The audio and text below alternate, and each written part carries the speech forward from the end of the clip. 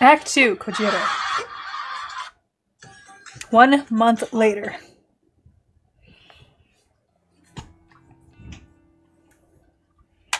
July 30th, Thursday morning. I try to reflect on life every morning. Keeps me grounded, keeps my mind busy. A busy mind is a happy mind. I like to assess myself like I'm judging my own life. Kojiro, 34. Oh. He's my age. Not much more to me than my name. Oh, I think I already knew that, though, about him. I think you already said that earlier in the game. Not much more to me than my name. Done a lot of things I regret. A lot of things I don't. I'm happy overall in a better place than I was a year ago. Stable job, small group of friends, couple of hobbies. Enough to live a satisfying life. I've got ambitions, desires, passions, and a fears. Who doesn't? I'm clever, at least in my own opinion. I speak a little French, a lot of Japanese, English not so much. Dad always told me girls like multilingual guys. Haven't proven that theory yet. Been a while since I was in a relationship, and she never cared for my second language. There's someone new I'm interested in. She's strange, dark, deep. Like me. She doesn't get me, though. But I get her. I understand everything about her. Maybe she'll come around, maybe not. That's probably enough self-reflection for today. I get caught up sometimes. Easy to slip too far inside my mind. Got things to do today, deliveries to make. The boss is cracking the whip. I've already eaten breakfast. That's one thing off my to-do list. Might need a coffee, though. Should have time to stop by the cafe. I'll grab my keys, phone, wallet, and a book for the train ride. Habit of mine to say goodbye to an empty room. Used to be funny in my old school days. Not so funny anymore, but it's stuck with me. I find it hard to break habits. I leave the apartment behind. It occurs to me it might be the last time. Probably not, but a possibility. My mind always thinks of such things, always prepared for the worst. Benefit of living near the train station is not having to walk far, but the noise pierces my apartment. I've learned to sleep through it. The platform is quiet today. Must have beaten the rush. Going straight to the factory today. The blonde girl will drive from there. Tomoe, always on the tip of my tongue. Like the factory, spent a lot of time there with Dad. He worked hard, but he always had time for me. But the factory is different now. Colder, reminds me too much of the morgue. Not surprising, though, not since Noriko made it her home. She calls it the Corpse Factory. Not a fan of the name. I like morbid things, but the factory meant a lot to me. Now it means nothing. It's just a place I go. I still see Dad there sometimes. I picture him working away. I know he's not really there, just my mind remembering better times. I miss him a lot. I hope he's proud of me. It's questionable. Can you help me load up? Yeah. Blonde girl is standing by a flatbed trolley. It's piled high with 4 cadavers. Each one is sealed in an HRP. I take the trolley and steer it toward our van. The back door is already open. A quick peek inside reveals Noriko is not hiding within. Okay. I hoist the first cadaver off the trolley and load it in the van. The second one follows, then the third. I wipe a trickle of sweat from my brow. Hot today. Should take off my coat, maybe later. One more cadaver on the trolley. Into the van it goes. Yeah. I gotta ask, why are you still helping her? Loyalty? Yeah, right. She means a lot to me. Even if I don't mean much to her.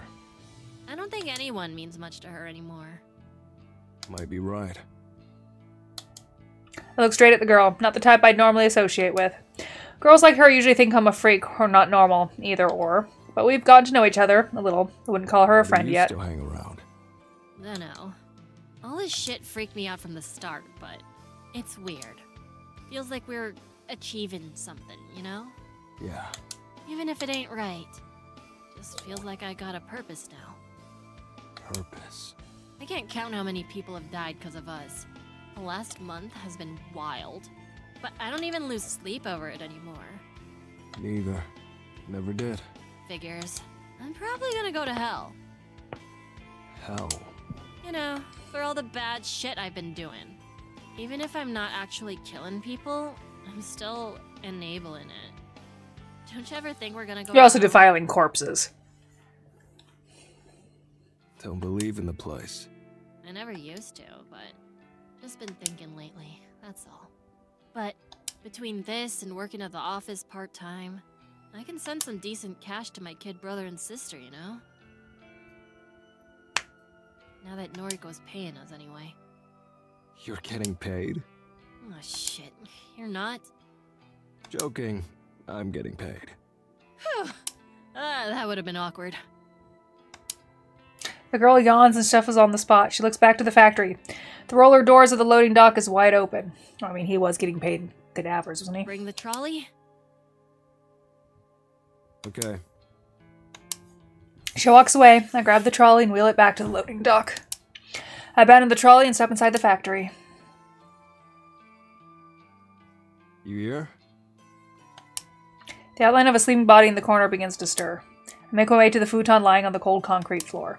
It's a worn-out thing, frayed fabric, torn edges. Lying on top of it, covered by a thin blanket, is the girl of my dreams. What time is it? Time to get up. Come on. Got work to do. How many deliveries today? That's the other girl. I'm just the muscle.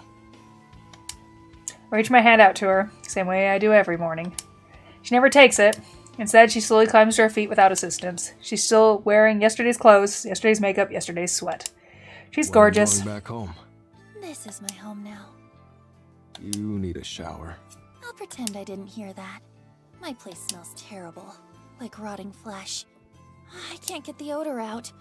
It's been getting worse since I first moved in there. This place smells too. Look at what's around you. I gesture toward the racks of cadavers that fill the factory. We required some warehouse racking some time ago. It didn't take long for us to fill most of the shelves with cadavers. The industrial air conditioner we installed staves off the decay for a little while, but not long enough. We try to not let each cadaver remain here for more than a few days. But sometimes we forget, and it's not so cold here all the time. It's not like Dad's factory at all. The stench could make anyone's eyes water. We just seem to be getting used to it. The smell here is different. It's nice. Okay. You probably have requests to work on. I'll leave you be. Noriko doesn't say anything. A thoughtful expression covers her face. She's lost it. I make my way back toward the trolley. We've been overwhelmed with work lately. Seems like Corpse Girl's website has become the next big trend in Japan. Dozens of requests pour in every day. A lot of people are wanted dead. I don't care about the reasons why, I just do the work. It's all for Noriko. Couldn't care less about Corpse Girl's ambitions or whatever she normally says. I want to prove to her that I'm useful, good, worthy. This is the only way I can think of to earn her love. I told her I was doing it for corpses. I wanted to get my hands on some for myself. But that was a lie, all of it. Why would I need her to acquire corpses? I work at a morgue. I've been stealing them for years. Oh, God! I just need her to believe she could motivate me, bargain with me, control me. When she achieves her goals, whatever it may be, I'll talk to her heart to heart. Maybe I'll even propose. Can't let a girl like her slip away. She's too precious, too beautiful, too brooding, and macabre. And I need her. It's simple as that. Since the first time I laid eyes on her over a year ago. That day she moved into her apartment. Oh, he's a stalker. Oh, he's a stalker. Oh, he's a stalker. He's a stalker. He's a stalker. He's a fucking stalker. Shit, and as someone who's had them, oh, he's a fucking stalker. Oh. I've kept her close ever since. I must have... Oh, God. This just keeps getting deeper. I must have her. I will have her. Oh, God. Memories. I'll do anything for Noriko. My trauma is popping back up. Physical labor always makes me hungry. A normal human trait, I would assume. I take a seat at the restaurant and place an order once the waitress arrives. Waiting for a meal is boring. I decide to read. Today's book is Fosse Photography. I borrowed it from Noriko. She doesn't know. When I flip open the cover, I'm reminded of why I started coming here. I once saw Noriko at this very same restaurant. She was eating omu rice and reading Strange Flower. She didn't eat much. 3 mouthfuls, if I recall correctly. God damn. But she read her book until the restaurant closed. I learned then that she's a girl that would rather feed her mind than her body. I'm personally the opposite. I love to eat. But I find Noriko's trait endearing. It's hard not to fall for someone in love with educating herself. It also touched my heart that she chose to read the book I lent her. Come to think of it, I never did get that back from her. It's probably overdue at the library now. Maybe I shouldn't show my face there again. Add it to the list of places I can't visit anymore. My meal arrives. Omu rice. Omu rice. I dig in. It's tasty. I assume this is Noriko's favorite. Funnily enough, it was Dad's favorite too. I devoured the dish in a few minutes. I like to lick the plate clean. Always earns a funny look from the staff. The heat from the meal has fogged up my glasses. I take them off and wipe them clean on my shirt. Thanks to my naturally blurry vision, I can't see who sits down across from me. I quickly return my glasses to their rightful place. Jimbo, right? Kojiro. I don't think so. Trust me. You are? Junpei Matsumoto. The rotund stranger offers his hand to me. I don't reciprocate the Can I help gesture. you? Nah, man, just hanging, you know? Saw you here, wanted to say, what's up? What's up? I don't know you. I'll be going. Stay a while. Let's talk about Corpse Girl. The stranger's words prevent me from standing up. I glare What at about him. Corpse Girl? Oh, he's the hacker. She's killed a lot of people, right? Like a hell of a lot of people. Probably. I don't know. Come on, man. You're in her crew, yeah? I seen you lifting at the morgue. You run that white piece of shit van, am I right? I don't... Careful now. If I can find you, it can't be that hard for the cops to pinch you. What do you want? Like I said, just wanted to say what's up. The foul man leans across the table. His hot breath reeks more than the How do factory. you guys do it? How do you get up every morning knowing that there's a killer out there even more powerful and successful than Corpse Girl? I know exactly what he's referring to. I try not to let my face betray me. It's true that Corpse Girl has some tough competition. Around the time Noriko targeted her sister, somebody hacked Corpse Girl's website. Ever since then, a new string of deaths has raged across Tokyo like wildfire. Deaths not caused by Corpse Girl. It started off with the copycat killer stealing Noriko's request. People that were sentenced to death via Corpse Girl's website were found dead before we could reach them. But that didn't last long. After a while, completely unrelated people were being found dead across the city. People whose deaths had never been requested through the website. Because of that, we stopped worrying about it. Noriko was happy as long as her own victims weren't being poached. She didn't care if someone else was running a similar operation, as long as they kept their hands off her prey. I haven't given it much thought since, and then this guy appears out of nowhere. It's pretty damn obvious that he's involved with the copycat killer. He's seen me around, knows what I've been doing, knows that there are two separate powers out here killing. Doesn't take much to figure him out. Excuse me? You kill faster than Corpse Girl. How? Whoa there, buddy. I don't kill anyone. Here, check this shit.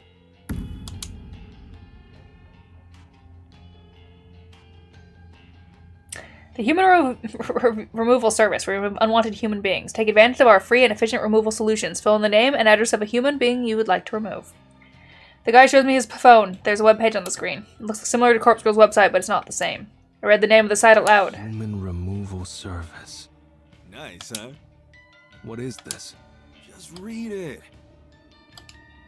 Do as I'm told. There's a paragraph of information below the site's title. We remove unwanted human beings. Take advantage of our free and efficient removal solutions. Fill in the name and address of the human being you would like removed. Follow that text as a form to be filled out, just like the one on Corpse Girl's website. I think I get it. This is the copycat's own website. They are running an identical operation, accepting users' requests for victims' details and then somehow carrying out killings. But how far do the similarities extend? Are they creating corpse photos to send to victims? Are they forcing victims to kill themselves? Or carrying out premeditated murder? Are they delivering corpses to victims? You involved with this? Nah, just a fan. Used to be a Corpse Girl fanboy. That shit was wild. Then I discovered this site. It's so much cooler. More profesh, you know? The guy leans in once more. This site once. What happened? The guy I wanted to die, he disappeared off the face of the planet within 24 hours. Can you believe it? And they're offering the service for free. There's no doubt about it. This guy's involved with the copycat and this website. He's here to taunt me, pressure me. He knows who I am. But what's his end Can I game? try the site? Sure, man. Type the web address into your phone. I retrieve my phone from my pocket and enter the site's address. It loads quickly, the Human Removal Service. The bookmark at the site, then scroll down to fill in the name field. Was it Matsumoto? What? Yes. I type in Junpei Matsumoto, the next field Where do request you an live? address. Hey, wait just a second. What the F are you doing? Address, please. You're a psycho. Don't put in my details. Why are you worried? Not like the killer will target an accomplice. Of course not, but still. Such a dick move. He just admitted it. Got him. I stand up and pocket my Later, phone. Junpei. Freaking weirdo. His face is contorted into a foul grimace, like he just swallowed something sour. So it is probably Aoi. I'll leave the restaurant.